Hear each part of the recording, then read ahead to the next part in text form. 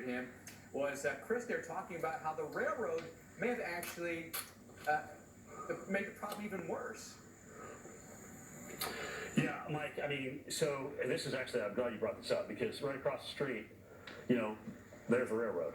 This wasn't a point at which we breach, and we're actually on the other side, if you will, of the flood. But you showed on your Google Earth, you have these tracks that kind of border the town. They almost box the town in, so the town's kind of down in this little swale, and all the water from the hills built up behind that, and then whoosh, came down. And that's when, again, the water rose and came at such a speed. But I was mentioning, when we started our day here, how I was talking to the gentleman here, George, who is just exhausted. I mean, bless his heart. He could not hang out with us and tell us the story. But, he was saying how this telephone pole right here, has come from at least 20 miles away. Because they trace the number on it, and that's where it goes back to. Because, each pole, you see the numbers on a telephone pole, this one's got it too. Hey, another thing about flags. Now, this is just a beautiful little flag that somebody's kind of stuck in the tree here, but those that have flags, and those are tattered flags, I talked to a gentleman from the American Legion, and he said, look, if you find a flag in a yard, hang it up, let it dry out, it's contaminated, okay?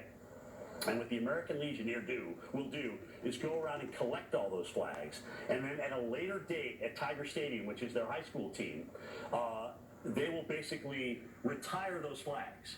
And everyone who has brought a flag will receive a new one. So he wanted me to pass that along. He's a retired Army guy, and I said, absolutely, sir.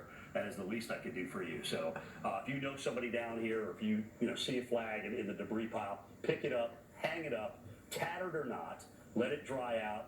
Those will go to the American Legion. They will correctly retire the flags at a ceremony at Tiger Stadium a little bit later on. Mike, that's it for our day here. We'll join you again tomorrow morning from Waverly, where once again I expect to see a lot more of this. People are tired. It's hot. It's humid. Our next chance of rain here looks like Saturday. So at least for the moment, the weather will cooperate.